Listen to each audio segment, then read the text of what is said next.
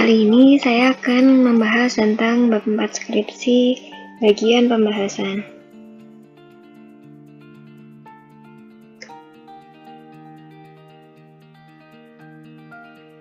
Melanjutkan video sebelumnya tentang hasil penelitian, kali ini saya akan lanjutkan tentang bagian pembahasan. Pembahasan pada skripsi harus lengkap, supaya tidak kebingungan ketika menjawab pertanyaan dari penguji. Selain itu, supaya tidak timbul pertanyaan yang tidak dipahami dari penguji. Sebelumnya, jangan lupa subscribe dan tekan lonceng biar kamu gak ketinggalan video terbaru seputar skripsi dan lainnya. Lalu share video ini ke teman-teman pejuang skripsi lainnya. Selamat menyaksikan. Kita mulai ya, bismillah. Yang dimaksud dengan pembahasan bukanlah mengulang data yang ditampilkan dalam bentuk uraian kalimat, melainkan berupa arti atau meaning data yang diperoleh. Pembahasan berarti membandingkan hasil yang diperoleh dengan data pengetahuan atau hasil riset orang lain yang sudah dipublikasikan, kemudian menjelaskan implikasi data yang diperoleh bagi ilmu pengetahuan atau pemanfaatannya. Temuan atau informasi yang diperoleh dapat dikaitkan dengan tujuan penelitian atau dibandingkan dengan hasil penelitian orang lain yang telah dipublikasikan, sebagaimana diuraikan dalam bagian tinjauan pustaka. Pada pembahasan, tidak mengulang kalimat-kalimat hasil analisis statistik. Tujuan pembahasan adalah yang pertama, menjawab masalah penelitian atau menunjukkan bagaimana tujuan penelitian dicapai. Yang kedua, menafsirkan temuan-temuan penelitian. Yang ketiga, mengintegrasikan temuan penelitian ke dalam kumpulan pengetahuan yang telah dipublikasikan. Yang keempat, menjelaskan implikasi lain dari hasil penelitian, termasuk keterbatasan penelitian dan kemungkinan dilakukan penelitian lanjutan sebagai konfirmasi atau yang bersifat memperdalam. Dalam upaya menjawab masalah penelitian atau tujuan penelitian, harus disimpulkan secara eksplisit hasil-hasil yang diperoleh. Sementara itu, penafsiran terhadap temuan penelitian dilakukan dengan menggunakan logika atau teori-teori yang ada. Jadi, kalian bisa menambahkan argumen menurut kalian berdasarkan hasil penelitian yang telah kalian lakukan. Pengintegrasian temuan penelitian ke dalam kumpulan pengetahuan yang sudah ada dilakukan dengan jalan menjelaskan temuan-temuan penelitian dalam konteks hasanah yang lebih luas. Jadi dijelaskan temuan-temuan yang kalian temukan ketika kalian melakukan atau melaksanakan penelitian.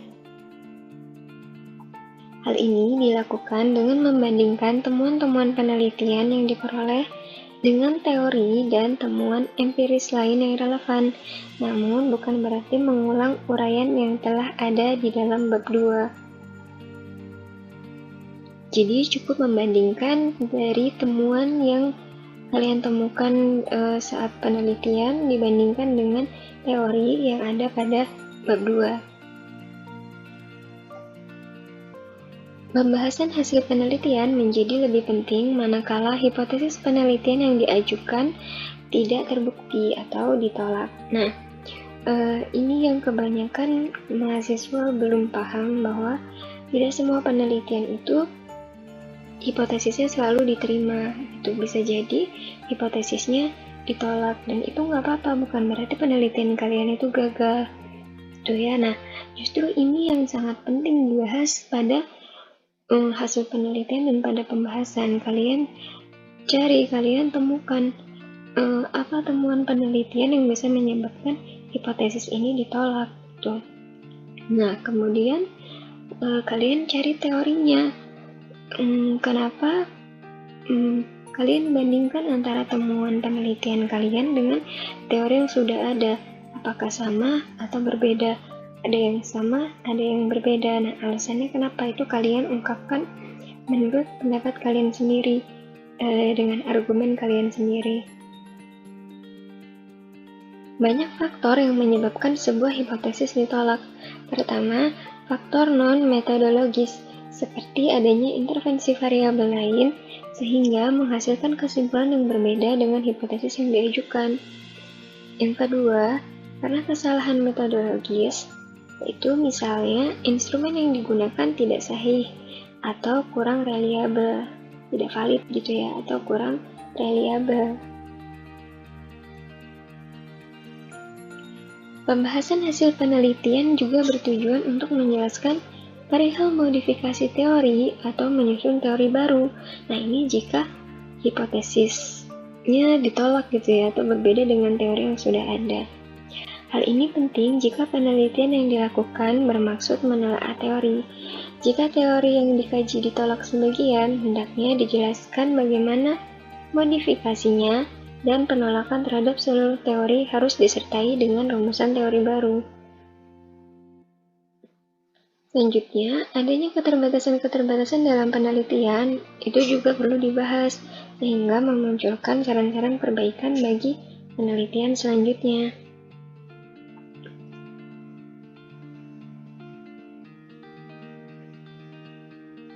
Oke, ini tambahan ya, dalam pembahasan perlu diuraikan lebih lanjut data ketidaksempurnaan instrumen yang digunakan. Jadi, ya keterbatasan instrumen bisa, kemudian keterbatasan media atau apa gitu dalam penelitian, itu kalian harus jelaskan juga. Nah, ini saya akan berikan gambaran tentang apa aja yang ditulis di pembahasan pada penelitian eksperimen. Oke, yang pertama, hasil uji ditulis, dijelaskan gimana hasil hipotesisnya, berpengaruh atau tidak. Nah, kemudian didukung oleh penelitian yang sebelumnya. Kalau ditolak, ada nggak penelitian sebelumnya yang mengatakan ditolak? Kalau misalnya diterima, ada nggak penelitian sebelumnya yang diterima? Kalau ditolak, kemudian nggak ada penelitian yang ditolak sebelumnya gitu. Jadi misalnya penelitian yang sebelumnya itu diterima semua. Nah, kalian melaksanakan penelitian, tapi penelitian kalian itu hasilnya hipotesisnya ditolak. Nah, itu dijelaskan alasannya kenapa. Kemudian jelaskan mengapa terjadi peningkatan. Nah, misalnya kalian mengamati atau variabel terikatnya itu tentang hasil belajar. Nah, dalam penelitian hasilnya itu ternyata hasil belajarnya meningkat. Nah, itu harus dijelaskan kenapa alasannya. Selanjutnya, jelaskan mengapa terjadi penurunan. Nah, ini sama. Kalau misalnya variabel terikatnya naik atau turun, itu kalian jelaskan alasannya mengapa bisa naik, mengapa bisa turun. Berikutnya, mengapa hasil belajar siswa atau mengapa variabel terikat pada kelas kontrol dan kelas eksperimen itu berbeda. Nah, jelaskan perlakuannya apa aja yang di kelas kontrol, kemudian perlakuannya apa aja yang di kelas eksperimen yang menyebabkan perbedaan variabel hasil dari variabel terikat itu, gitu ya. Nah, ini didukung dengan hasil penelitian sebelumnya. Kira-kira kalau misalnya treatment atau perlakuannya seperti ini, maka akan meningkatkan hasil belajar siswa. Nah, ini ada nggak penelitian terdahulu yang mengatakan hal ini juga? Kalau ada, maka ditulis, gitu ya. Selanjutnya, ceritakan kegiatan siswa secara detail. Nah, ini jadi diceritakan di kelas eksperimen itu kegiatannya siswa ngapain aja, kemudian di kelas kontrol itu kegiatannya siswa ngapain aja, gitu ya. Sehingga nanti terlihat, oh, kegiatan siswa itu melakukan A, B, C. Benar aja, kalau siswa melakukan A, B, C, maka hasil belajarnya akan tinggi. Nah, gitu ya. Kemudian selanjutnya, jika terjadi kemajuan, perubahan gitu ya, misalnya siswa menjadi aktif padahal sebelumnya pasif, nah itu dijelaskan kenapa alasannya gitu.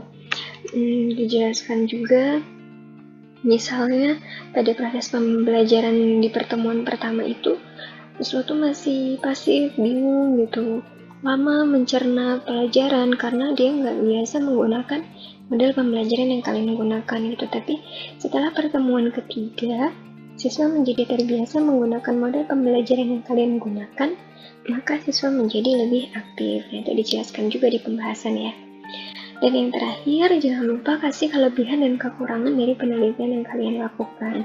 Kalian juga bisa masukkan kendala dalam penelitian yang kalian lakukan.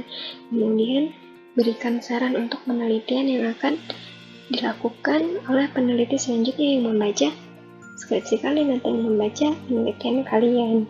Gitu ya. Nah, selanjutnya ini beberapa hal yang perlu dibahas pada penelitian pengembangan. Oke, yang pertama, kalian menjelaskan tentang karakteristik produk yang kalian buat. Jadi, materinya apa, kemudian SKKD-nya, indikatornya, nah itu kalian jelaskan karakteristiknya seperti apa. Kemudian, kalian ceritakan dari proses awal tahap pengembangan, dari angket kebutuhan, kemudian wawancara. Nah, itu dijelaskan di situ gimana hasilnya atau diceritakan sedikit gitu. Kemudian selanjutnya jelaskan juga tentang kelayakan produk secara rinci. Ini untuk pembahasan ini tidak perlu panjang-panjang karena di hasil penelitian kan sudah sudah ditampilkan ya dalam bentuk tabel atau grafik.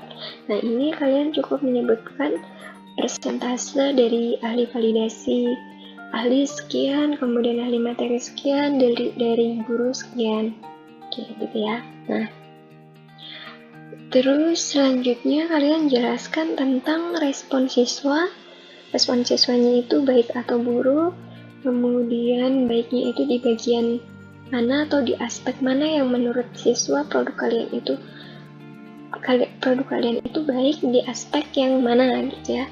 Kemudian produk kalian itu masih buruk di aspek yang mana itu dijelaskan.